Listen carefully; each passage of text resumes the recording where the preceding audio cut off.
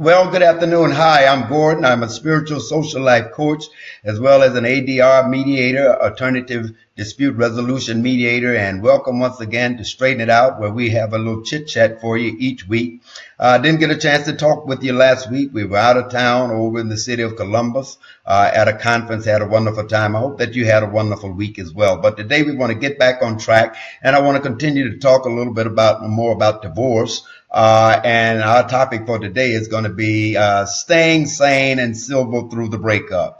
Staying sane and silver through the breakup. Most people that have gotten divorced, broken up with their baby's dad or their baby's mama, and moved on and gotten back into the dating game, more than likely walked into an already made family.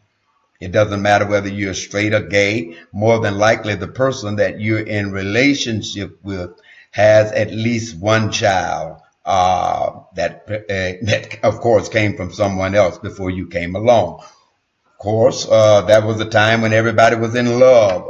When the relationship started out, you had sparkles in your eye. You wore the same matching sweaters, went places together, sipped from the same tray, bathed together, ate at the same plate, all that good stuff, dried off with the same towel. You were inseparable, but somewhere along the way, you divorced yourselves from each other, divortium. You turned apart, turned away from each other, and you no longer found attraction for each other. Of course, during that time, you gave yourself to this person. This was the person you loved, and so you thought wanted to have a child with. Truth of the matter is most people do not plan to have children. And of course, the other side of the coin is most people do not plan not to have children.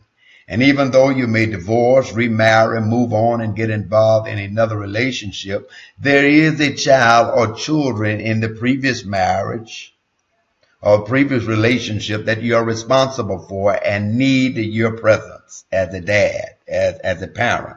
Many people divorce, leave relationships, remarry, or start dating again, feel as if they have to become hostile and enemies to the person that they are no longer in relationship with. Let me say that again. Many people who divorce, leave relationships, remarry, and start dating again feel that they have to be hostile and enemies to the person that they are no longer in relationship with. In many instances, the sister has moved on, but she don't want the brother to move on. In other instances, the brother has moved on, but he don't want the sister to move on. And so as a result of that, children suffer. Children suffer because mom and dad are no longer together. And there's a continuous drama between the parents and, in many instances, the new partners.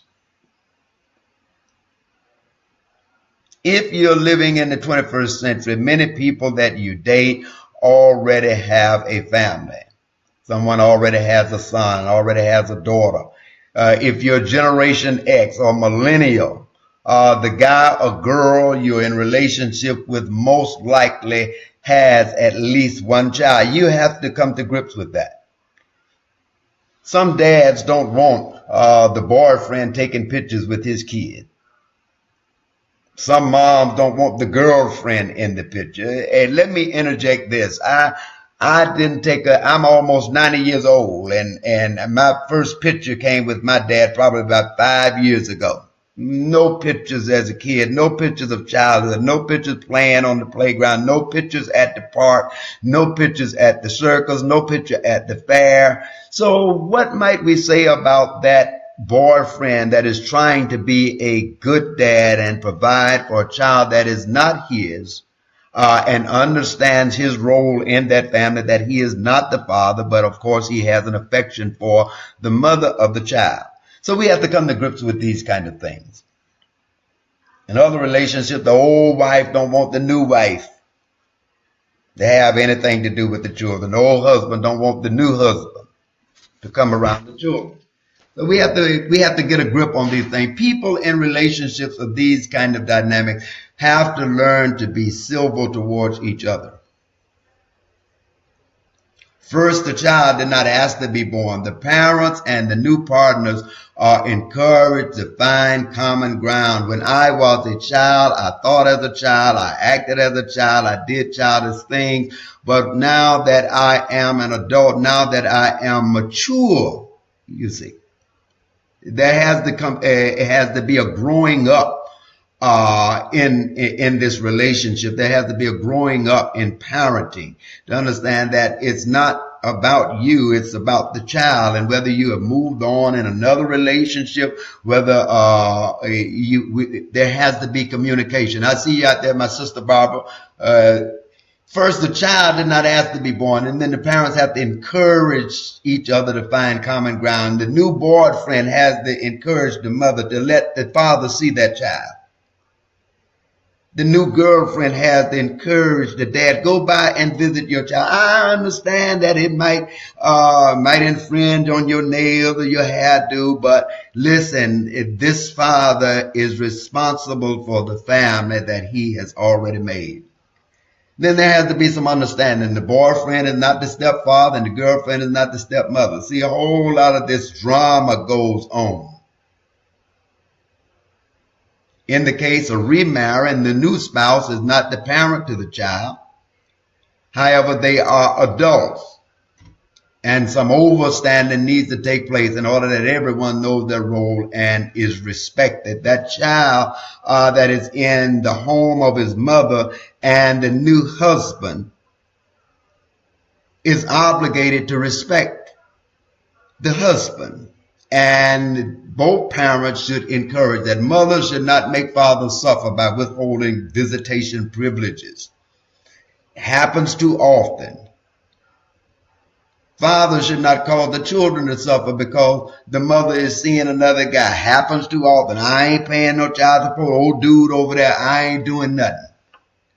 Every parent should be provided an opportunity to interact with their children. Now, of course, there are times wherein this won't work and visitation may very well be prohibited. But too often parents try to find something on the other to use to keep the kids away. I don't want him around my son. He got drugged in the house. But hey, listen, I don't mean no harm. But you at 41, you sliding down that pole Monday, Wednesday, Thursday. You understand? I ain't condoning none of it.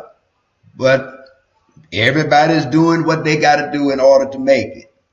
So as the old folk would say, the pot can't call the kettle black.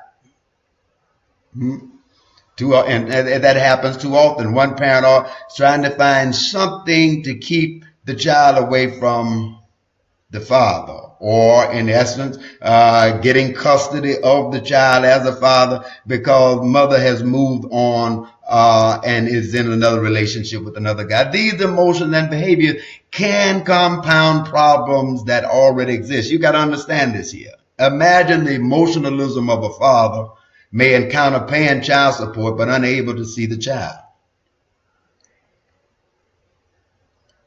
Imagine the emotionalism a mother may encounter with the father constantly wanting to see the kid, but he's not paying child support. Both of these are realities that we all have to mature and come to grips with and find a happy medium whereby we can hold each other accountable. Find ways to act civil towards each other. Find common ground for the sake of the children. Some of these things may work, some may not always work with everyone, but hey, let me encourage you, make arrangements to meet the new partner. New partners should encourage parental responsibility.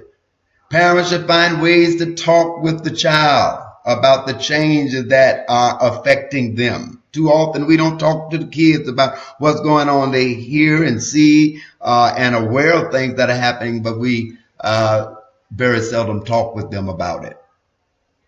Parents of children that have moved on to another relationship have to find common ground to talk and communicate with the other parent. Now there's all kind of apps out there. We got texting, we got cell phone, we have social media, there's Instagram. There are a multiplicity of ways, a plethora of ways for parents to be able to interact with the other parent in order that they can communicate in reference to the children and relationship to the children.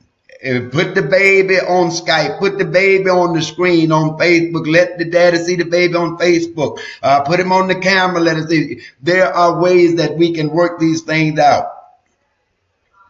And then, of course, finally I come to the close of this here. I hope that this is some good stuff for some folk out there.